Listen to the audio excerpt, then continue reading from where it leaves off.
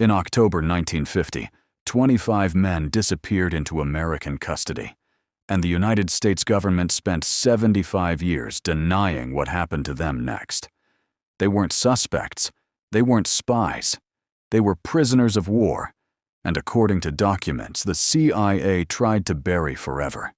They became the first human test subjects in a program designed to break the human mind completely. Tonight, we open the file the government swore would never see daylight. A single redacted memo, stamped top secret, with one line surviving the censorship. Project BLUEBIRD, personality control. That phrase alone should terrify you, because personality control was never about understanding the mind. It was about owning it completely, erasing what made a person human, and replacing it with something that obeyed without question. This program predates MKULTRA. It predates everything you think you know about Cold War experimentation. And the documents proving it happened were only declassified in 2024, decades after everyone involved had already died, conveniently, without ever facing a single consequence. This is Project BLUEBIRD. This is redacted truth. To understand how this began, you have to picture the conditions these men were held in. A Korean War-era prison camp at dawn, rows of barbed wire fencing fading into thick fog, a watchtower silhouette barely visible through the mist, the kind of place built specifically so nobody outside could see what happened within its walls. 25 North Korean prisoners of war held under American custody, selected specifically because they were considered expendable, replaceable, unlikely to be missed by anyone with the power to ask questions. This wasn't a battlefield decision made under pressure. This was a calculated selection process, run by intelligence officers who understood exactly what they were authorizing. The camp itself was real. The fencing was real. The fog rolling across that landscape every morning hid more than weather. It hid a program that would eventually evolve into one of the most notorious human rights violations in American intelligence history, starting with 25 men, whose names the government never bothered to record for the official file. Every one of those 25 men had an identity before the program erased it. A worn military ID tag resting on a wooden table, the serial number still visible, but the name painted over completely in thick black, deliberately, permanently. This is the first act of dehumanization in this entire story, and it happened before a single experiment even began. Strip the name, keep the number. That's not bureaucratic carelessness. That's policy, designed specifically to make it psychologically easier for the men running this program to do what came next. Declassified records confirm that anonymity was considered operationally necessary, not as an accident of record-keeping, but as a deliberate technique to reduce what investigators internally called subject attachment among the personnel conducting interrogations. In other words, they erased these men's names so that the people hurting them wouldn't have to think of them as people. That single detail tells you everything about how calculated this program truly was from its very first day. This is where it happened. A stark interrogation room, a single metal chair sitting beneath a bare hanging bulb, concrete walls pressing in from every side, completely empty now, but never empty back then.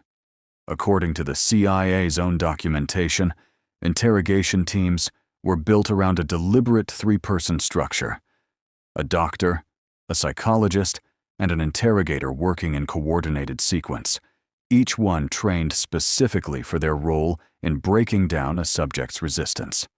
The doctor managed the physical state of the prisoner. The psychologist monitored mental deterioration. The interrogator pushed relentlessly toward the program's stated goal, controlling a human being to the point where they would act against their own survival instinct. Read that again. Against their own survival instinct. That wasn't an exaggeration or a side effect. That was the explicitly written objective, documented in their own internal paperwork, by people who knew exactly what they were building and chose to build it anyway. Room by room, prisoner by prisoner. The tools they used weren't improvised. They were clinical, precise, and disturbingly well-funded. A 1950s medical syringe resting beside glass vials on a metal tray, cold clinical lighting catching the edges of the instruments, everything arranged with the kind of order that makes the horror feel even more deliberate. Declassified budget documents reveal specific allocations for drugs, polygraph equipment, hypnosis training, and medical personnel, all itemized like any other government expense report. $18,000 alone was set aside just for transportation, moving subjects and personnel between locations that remain redacted to this day, even now, even after everything else has been exposed. This wasn't a handful of rogue scientists improvising in secret. This was an organized, budgeted, multi-year operation with oversight, funding cycles, and institutional support at the highest levels of American intelligence. The paperwork alone should make you furious, because paperwork this detailed proves there was never any way to claim ignorance after the fact. Moving these men required logistics, and logistics leave evidence that's much harder to destroy than memos. A military transport convoy moving through dense fog at night, headlights barely cutting through the mist, trucks carrying cargo that was never properly documented in any surviving manifest. Witnesses and surviving fragments of paperwork suggest subjects were transported between multiple facilities, possibly across international lines, specifically to avoid the jurisdiction and oversight of any single command structure. If no one location held the complete picture, no one location could be held fully accountable. This is the same compartmentalization strategy that would later define MKULTRA, Artichoke, and nearly every classified program that followed. Project Bluebird wasn't just the beginning of a single experiment. It was the beginning of an entire philosophy of institutional secrecy, one designed from its very first convoy to ensure that no single person, ever, could be made to answer for the whole truth. The money behind this operation tells its own story, written in the dry, bureaucratic language governments use specifically to make horror sound routine. A typewritten CIA budget memo, the word confidential, stamped boldly across the header. Individual line items partially redacted beneath harsh desk lamp lighting. Buried within memos like this one, declassified researchers found explicit language emphasizing that knowledge of this program should be restricted to the absolute minimum number of persons necessary for its operation. That phrase, written in 1950, became the operating principle for every classified mind control program that followed for the next 23 years. Restrict the knowledge. Expand the experimentation. Keep the two as far apart as institutionally possible. This is how a program experimenting on human beings without consent managed to survive multiple administrations, multiple wars, and multiple congressional sessions, without ever facing real scrutiny until decades after the people responsible were already gone. This is the image that should stop you cold. A row of empty prison cell doors standing open down a dim concrete corridor, a single shaft of light cutting across the floor, the kind of silence that feels heavier than noise ever could. Declassified records confirm that subjects moved through facilities like this one repeatedly, cycling between isolation, interrogation, and what internal documents euphemistically labeled recovery periods. Recovery from what? The documents never fully specify. But context fills in what redaction tries to hide. These weren't simple interviews. These were sustained, multi-day, sometimes multi-week processes designed to systematically dismantle a person's psychological defenses through repetition, deprivation, and chemical manipulation. The official goal, stated in writing without apology, was creating advanced interrogation techniques capable of producing complete compliance. Complete compliance is not information gathering. Complete compliance is the deliberate destruction of a human being's capacity to resist, refuse, or even recognize themselves anymore. Every interrogation needed verification, and verification meant machines built to measure exactly how broken a person had become. A polygraph machine sitting under dim laboratory lighting, needles resting against rolled paper, clinical and cold in a way that makes the entire scene feel even more disturbing than outright violence might. Declassified training materials describe combining polygraph examination with drug administration specifically to determine personality control thresholds, essentially measuring in real time how close a subject was to total psychological collapse. This wasn't crude trial and error. This was methodical, data-driven, and disturbingly scientific, treating human suffering as a measurable variable to be optimized through repeated testing. The cold precision of it is almost more horrifying than the cruelty itself, because it confirms these weren't impulsive acts committed in the chaos of war. These were calculated procedures, refined deliberately over time, by people who kept detailed notes on exactly how to break another human being more efficiently with each passing session. By the time this program reached full operation, it had its own dedicated infrastructure, isolated specifically to avoid scrutiny from anyone who might ask uncomfortable questions.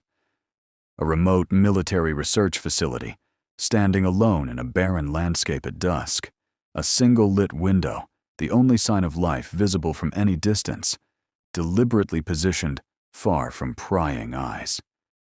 Declassified location records remain heavily redacted even now, with researchers confirming only that facilities existed across multiple countries, specifically chosen for their distance from oversight and their willingness to look the other way in exchange for political or financial cooperation. This is how Project Bluebird managed to operate for years before evolving into Project Artichoke, and eventually into the program history remembers by its most infamous name, MKULTRA. Every atrocity that followed traces directly back to decisions made in isolated facilities exactly like this one, far from anyone who could have stopped it before it grew into something even larger. What came next was the moment Project Bluebird stopped being an experiment and became a system. A hand stamping classified onto a thick file folder, the ink hitting paper with the kind of finality that meant these records were designed to outlast every person whose name appeared inside them. By late 1950, the program had expanded beyond its original 25 subjects, incorporating new personnel, new facilities, and critically, new techniques borrowed directly from sources the CIA would never publicly acknowledge.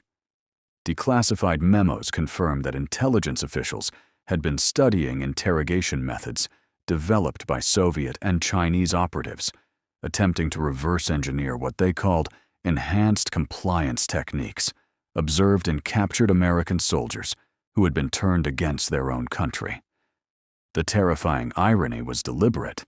The United States government launched a program to understand brainwashing by doing exactly what it accused its enemies of doing, to prisoners under its own custody, under its own flag, inside facilities funded by American taxpayers who never knew any of it existed.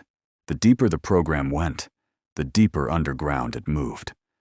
An underground concrete corridor, lights flickering unevenly overhead, a heavy steel door left fractionally open at the far end, just enough to suggest what's waiting beyond it, without ever fully revealing the answer. Internal documents confirm Project Bluebird deliberately distributed its operations across multiple isolated facilities, specifically to prevent any single oversight body from seeing the complete picture. Different locations handled different phases of experimentation. Personnel at one site had no knowledge of what was happening at another. This wasn't organizational inefficiency. This was engineered deniability, built into the physical architecture of the program from its very beginning. If no single location knew everything, no single location could ever be held responsible for everything. It was a structure designed not to produce knowledge, but to survive exposure. And for 25 years, it worked perfectly, exactly as its architects intended when they drew those first classified blueprints. The evidence was always there, hiding inside photographs nobody wanted to look at closely enough. An aged black and white photograph of a military research facility, a magnifying glass resting on top, the kind of image that rewards patience with details that should have triggered investigations decades earlier. Researchers who spent years cross-referencing declassified Bluebird documents against known military facility records were able to identify at least 3 separate locations where early experimentation took place, all 3 of which had previously been described in official records as routine medical research stations. The cover story was always medicine. The paperwork always described doctors and nurses and standard clinical procedures, the drugs being administered, the psychological techniques being applied, the conditions of the subjects receiving treatment. All of it buried beneath language so deliberately ordinary that generations of oversight personnel looked directly at the evidence and saw nothing worth questioning. That was the point. When Congress finally began asking questions about programs like this one, it happened in rooms that looked exactly like justice without ever quite delivering it. A 1950s Senate hearing room, rows of empty wooden seats stretching back into shadow, a single shaft of light landing on the empty podium, the flag standing still in the background like a silent witness to everything that wasn't being said out loud. The Church Committee investigations of 1975 came closest to exposing Project Bluebird and its successors in real detail. But by then, CIA Director Richard Helms had already ordered the destruction of MKULTRA files 2 years earlier, in 1973, specifically in anticipation of exactly this kind of congressional scrutiny. Investigators arrived at the truth 2 years after the most damning evidence had already been burned.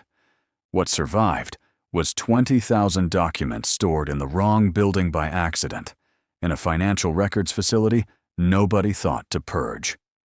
The entire history of American mind control experimentation survived because of a filing error. This is the moment the wall cracked open for real. A redacted page torn slightly at the corner, the black bar peeling back just enough to reveal typed text underneath that was never supposed to be readable again. In the 2024 and 2025 declassification releases, researchers examining the newly published collection found exactly these kinds of failures throughout the archive. Redactions applied imperfectly, fragments of text surviving beneath censorship bars that were supposed to render them invisible forever. Those surviving fragments referenced experimental outcomes, subject designations, and program objectives written with a clinical detachment that made the horror of what they described even more disturbing than explicit language might have. Reading them now, 75 years after they were written, you are reading the internal language of people who had completely normalized the systematic destruction of other human beings, describing it in the same tone and format they would use to document a routine budget review or a standard equipment procurement. That normalization is perhaps the most frightening thing in the entire file. Moving subjects between facilities required infrastructure, and infrastructure meant people, vehicles, and paper trails that were nearly impossible to erase completely. A military airfield at night, a lone cargo plane standing under floodlights, with fog rolling slowly across the tarmac, the kind of scene that feels routine until you understand what the cargo actually was. Declassified transportation records, where they survive at all, show movement between locations in Japan, Korea, and at least one site in Western Europe, all described in official manifests as routine medical supply transfers. Personnel assigned to escort duties were given cover identities and told nothing beyond their immediate operational role. Pilots who flew these missions were briefed only on their flight path, not their cargo. This extreme compartmentalization meant that dozens of people participated in moving human beings between secret experimentation sites without ever fully understanding what they were participating in, which was, of course, exactly the point. At the center of this entire operation was a briefcase that almost certainly no longer exists, carried by a man whose name appears in more declassified documents than almost anyone else connected to this program. A worn leather briefcase chained to a metal desk, a government seal pressed deep into its surface, untouched except by hands specifically cleared to open it. Sidney Gottlieb, the CIA chemist who would eventually become the primary architect of MKULTRA, was already deeply involved in Project BLUEBIRD's earliest operations, overseeing the technical development of drug-based interrogation techniques that would define the program's methodology for years. Gottlieb spent his career carrying information between facilities, overseeing experiments, and making operational decisions that affected the lives of hundreds of unwitting human subjects across multiple countries. When the order came in 1973 to destroy the files, Gottlieb personally oversaw the process. He understood exactly what he was erasing because he had personally created most of it. The archive that should have held the complete history of this program is defined as much by what's missing as by what survives. A dim military archive room, endless filing cabinets fading into darkness, one drawer standing open and completely empty. The label on the front still readable, the contents gone forever. Historians and researchers who have spent decades working through declassified material estimate that the 1973 destruction order eliminated somewhere between 80 and 90% of all primary documentation related to MKULTRA and its predecessor programs. What survived did so by accident, misfiled in a location Gottlieb's destruction order never reached. The 20,000 documents that remained represent, at most, a fragment of the complete record. Every experiment described in surviving files almost certainly had dozens of counterparts in destroyed files that will never be recovered. The full scale of what happened across these programs, the total number of subjects, the complete list of facilities, the actual outcomes of every procedure, all of it burned in 1973, deliberately, irreversibly, and with the full knowledge of everyone involved. The physical evidence that survived exists now in boxes exactly like this one. Hands sorting carefully through microfilm reels labeled Classified Archive, dust rising into a single beam of warehouse light, decades of material that almost didn't make it to the present day at all. Researchers granted access to the 2024 National Security Archive collection describe an experience of reading these documents as deeply disorienting, because the language is so procedural, so deliberately stripped of emotional content, that the full weight of what you're reading only hits you in pieces, gradually, as the cumulative picture assembles itself across hundreds of pages. A budget line here, a subject designation there, a note about adverse reactions in a report that never specifies what the reaction was or what happened to the subject afterward. The gaps are as damning as the text, because in a program this carefully documented in every other respect, gaps don't happen by accident. Gaps are decisions, made deliberately, by people who understood exactly what they were choosing not to write down. This is where the story reaches the present moment, and the present moment is more disturbing than most people realize. A government building silhouetted against a violent night sky, lightning splitting the clouds directly above it, the kind of image that makes 80 years of buried history feel suddenly, physically, close. In April 2026, a major investigative publication confirmed what researchers had suspected for years.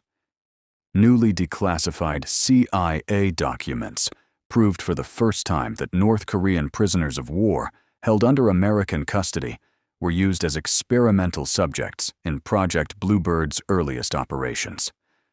Not alleged. Not theorized. Confirmed in the CIA's own documents, released through the National Security Archive after years of legal pressure. 75 years after those 25 men were selected from a prison camp at dawn and subjected to procedures designed to destroy their capacity for independent thought. Their story finally has documentary proof behind it. What it doesn't have, and what it will almost certainly never have, is an apology from the government that authorized every single thing that was done to them. The program that began with 25 nameless prisoners in 1950 didn't stay small for long, and the document that proves exactly how fast it grew is one of the most disturbing single pages in the entire declassified collection. A printed memo with the phrase, "unwitting testing," visible among thick black redaction bars, the words sitting there in plain typed text like they describe something completely routine. Unwitting testing means exactly what it sounds like. Subjects who had no idea they were being experimented on. No consent, no knowledge, no ability to refuse.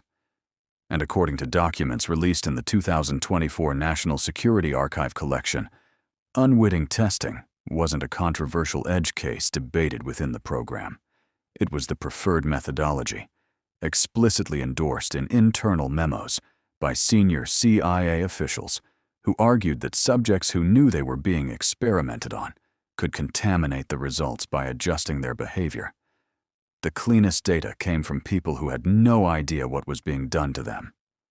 That reasoning, written down and approved at the highest levels of American intelligence, tells you everything you need to know about how completely these men had stopped seeing their subjects as human beings. When the truth finally started leaking out, it didn't come through whistleblowers or dramatic confessions. It came through press conferences where nobody said anything, and that silence was its own kind of evidence. A press conference podium surrounded by untouched microphones, a chair sitting empty behind it, cold, harsh lighting making the whole scene feel like an absence, where an explanation should have been. Throughout the decades between Project BLUEBIRD's first experiments and the 2024 declassification, the CIA's public posture on mind control programs was consistent and deliberate. Acknowledge the minimum, deny the specifics, redirect every difficult question toward the programs that had already been exposed and away from the ones that hadn't. Officials who appeared at press briefings were carefully prepared to discuss MKULTRA in the past tense, while never once mentioning Bluebird, Artichoke, or the specific experimentation on prisoners of war that predated everything. Structured omission is not the same as lying, but when the omissions are this systematic, this consistent, and this perfectly aligned with protecting the same institutional interests decade after decade, the effect is identical. The recordings that survived tell a story the written documents alone cannot fully capture. An old reel-to-reel tape recorder sitting on a metal desk under dim lighting. Dust settled across its surface. The reels still loaded, as if someone left mid-session and simply never came back. Audio recordings of certain Bluebird and Artichoke sessions were made as part of standard documentation protocol, capturing not just the words spoken during interrogations, but the ambient sounds, pauses, and responses that no written transcript could fully reproduce. Most of these recordings were destroyed in 1973, along with the written files. A small number survived, not through any deliberate preservation effort, but because they had been transferred to a secondary storage facility and forgotten. Researchers who have listened to portions of surviving audio describe the experience as profoundly disturbing, not because of what is said, but because of the clinical, detached tone of the voices conducting the sessions, speaking about human beings the way a mechanic might discuss a malfunctioning engine. The building where the final decisions were made still stands today, and the people who walk past it every morning have no idea what was authorized inside it 75 years ago. A Pentagon-style building at dusk, deep shadows consuming its edges, as the sky darkens above it, monumental and silent, in a way that feels less like architecture and more like a statement. It was inside buildings exactly like this one that senior CIA officials reviewed Project Bluebird's early results, approved budget expansions, authorized geographic expansion into new facilities, and signed off on operational escalations that took the program from experimental interrogation technique into something considerably darker. Every signature on every approval memo represents a conscious human decision made by a specific person who understood what they were authorizing. None of those people were ever charged with a crime. None of them were ever publicly identified in connection with what happened to those 25 prisoners of war. Most of them retired with full government pensions and died peacefully, their names appearing in obituaries that mentioned distinguished careers in public service. Project Bluebird didn't end. It evolved. A hand sliding a thick folder marked Project Artichoke across a polished table, the paper catching the light as it moves, transferring from one set of hands to another, the way institutional momentum transfers between programs when one name becomes too toxic to keep using. In 1951, Project Bluebird was formally renamed Project Artichoke, not because the methodology changed, but because internal reviews recommended updating operational security protocols, which in practice meant changing the name on the paperwork. The techniques refined under Bluebird transferred directly into Artichoke. The personnel transferred. The facilities transferred.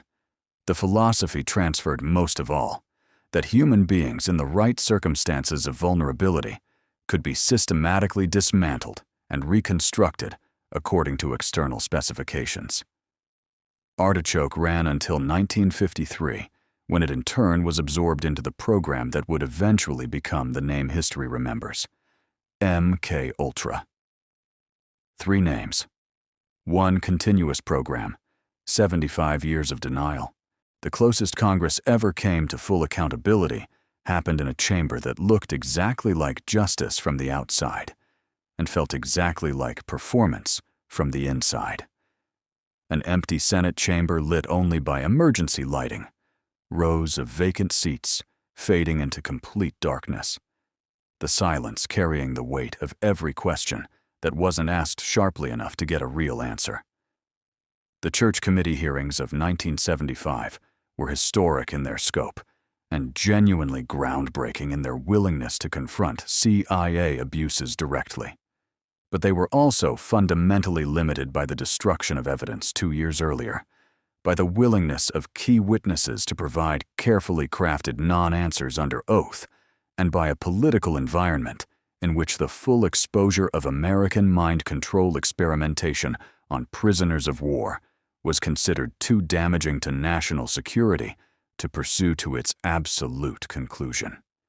The senators who conducted those hearings were not cowards, but they were operating inside a system that had been specifically designed to make complete accountability structurally impossible, and that design held even under the most serious congressional scrutiny the program ever faced. The scientists who built this program left behind a body of research that the scientific community has spent decades trying to fully reckon with. A researcher's hand lowering a magnifying glass over a faded case file, laboratory lighting throwing deep shadows across a desk covered in 75 years of unresolved questions.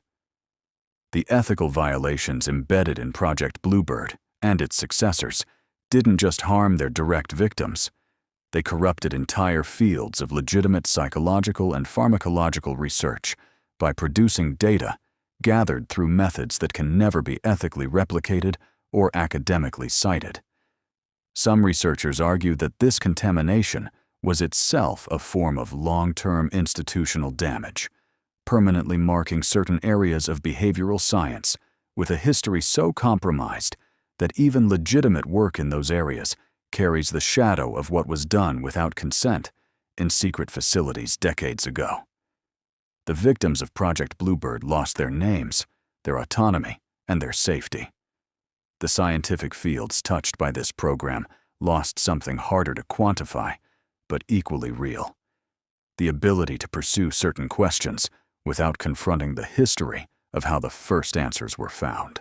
Here is where the story arrives at today, and today is more unresolved than most people are comfortable acknowledging.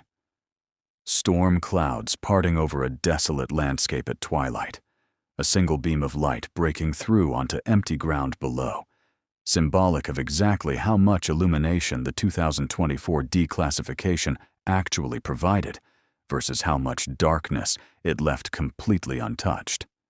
The documents released by the National Security Archive between December 2024 and April 2025 represent the most comprehensive public accounting of Project BLUEBIRD, Artichoke, and MKULTRA ever assembled in a single accessible collection.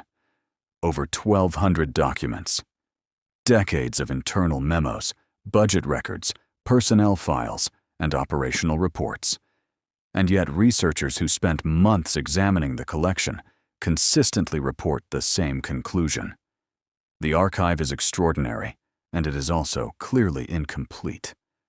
The most operationally sensitive materials, the specific experimental outcomes, the full subject lists, the complete facility records, remain either destroyed or classified at levels that the 2024 release did not touch.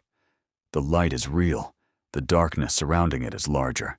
The most haunting physical evidence in this entire story is what's missing.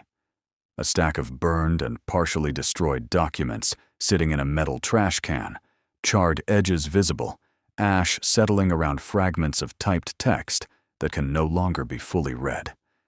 In 1973, CIA Director Richard Helms gave a direct order to destroy all MKULTRA files in anticipation of congressional investigation. The people who carried out that order spent days feeding decades of documentation into shredders and incinerators, systematically erasing the most complete record of what had been done to hundreds of human beings across multiple countries and multiple decades of experimentation. What they didn't know was that a separate cache of documents had been misfiled in a financial records building outside the primary destruction order's reach. 20,000 pages survived by accident. They are extraordinary, and they are also a fragment, a small surviving corner of a picture whose full dimensions were deliberately burned away by the people responsible for creating it, who understood better than anyone exactly how damning the complete version would have been. And this is where the file ends, not with answers, but with a single line that should follow you long after this video stops. A surviving typed page resting among ash and debris, the words barely readable in harsh moonlight coming through a window. Further authorization pending review. Pending review in 1950 meant 25 prisoners of war losing their names and their autonomy in a facility that doesn't officially exist. Pending review in 1973 meant Richard Helms ordering the destruction of the most complete record of what was done to them. Pending review in 2024 meant 1,200 documents released to the public, alongside the quiet acknowledgement that the most sensitive materials remain classified at levels nobody outside the inner authorization chain will ever be cleared to see. 3 moments. 75 years apart. The same 2 words each time. There are currently men and women employed by the United States government who know exactly what those pending reviews contained at every stage. They will retire with full pensions. Their names will never appear in any document released to the public. And somewhere in a facility whose location remains classified, the complete record of what was done to 25 nameless prisoners of war in October 1950 either no longer exists or is waiting behind a classification level that has never once been lowered in 75 years of asking. The file is not closed. It is simply not yours to open